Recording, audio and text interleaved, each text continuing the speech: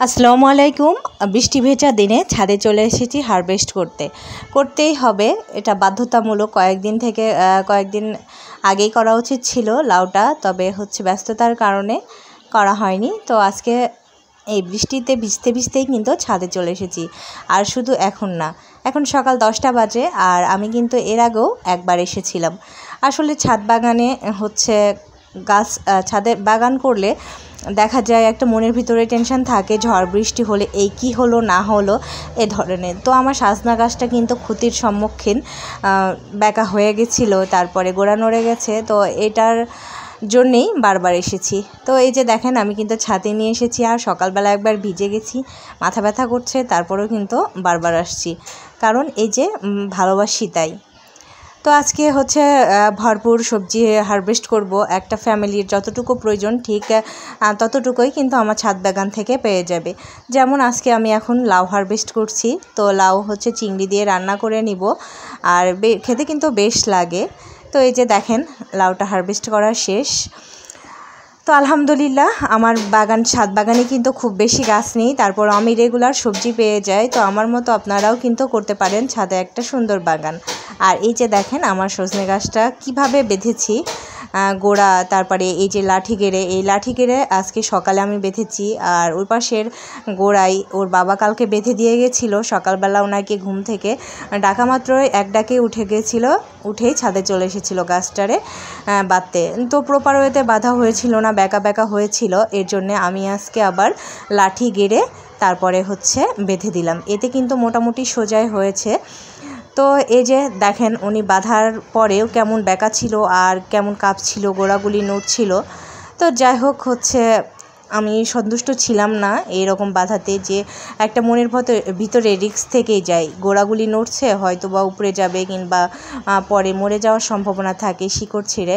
এই জন্যে আমি সকালবেলাতে বৃষ্টিতে ভিজতে ভিজতে কিন্তু লাঠি গেড়ে আবারও বেঁধে দিয়েছি। আর ছোটো গাছটাও ওর বাবা বেঁধে দিয়েছে। তো ছাদ বাগান করলে টুকটাক এইরকম সমস্যার সম্মুখীন হতেই হয়, আর মেনেও নিতে হয়। এই যে দেখেন, আমি কিন্তু এবার সজনাগুলি হারভেস্ট করে নিয়েছি। খুব বেশি নেই, 5টা সজনা আজকে হারভেস্ট করব, খাওয়ার উপযুক্ত হয়েছে। তো 5টাতেই কিন্তু দেখা যায় আমার আজকের খাবারের যে সবজির চাহিদা এটা মিটে যাবে, লাউ আর সজনে ডাঁটাই। তো 2টা মানুষ খাবো সম্ভবত, খুব বেশি হলে 3জন। তো এর জন্যে এর থেকে আর বেশি কিন্তু সজনের প্রয়োজন হয় না। বাজার থেকে কিনলেও দেখা যায় 5-6টাই কেনা হয় একসাথে, তার থেকে বেশি নয়। আর যখন বাবার বাড়ি থেকে আনি তখন কিন্তু অনেক। আর 5টা সজনা হারভেস্ট করেছি, একটা কোথায় যেন পড়ে গেছে, খুঁজতে খুঁজতে অবশেষে পেয়েছি। ভাবলাম আমার সজনা কি হারিয়ে গেল নাকি। তো যাই হোক, খুঁজে পেয়েছিলাম পরে। আর সজনে লাউ 2টাই হারভেস্ট করা শেষ। তো এদিকে কিন্তু পুঁই শাকের অবস্থা অনেক খারাপ করে ফেলেছে। চারিদিকে সব গাছগুলি কেমন যেন বেঁকা তেরা হয়ে গেছে।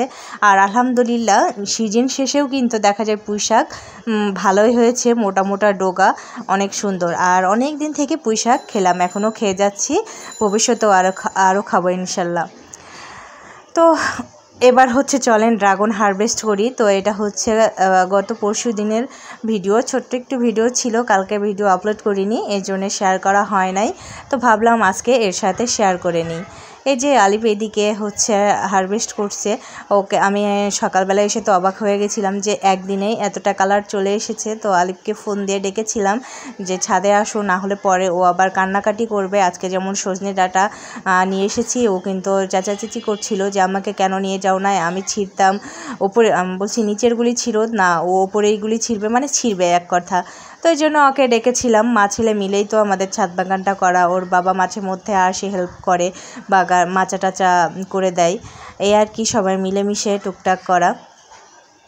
তো ড্রাগন হারভেস্ট করাও শেষ আলহামদুলিল্লাহ। আমার গাছে এবার 3টা ড্রাগন হয়েছে, যদিও ফলের আকারটা ছোট। ওর বাবা বলছিল ছোট কেন, তোমার গাছের বাজারগুলি তো বড় বড়।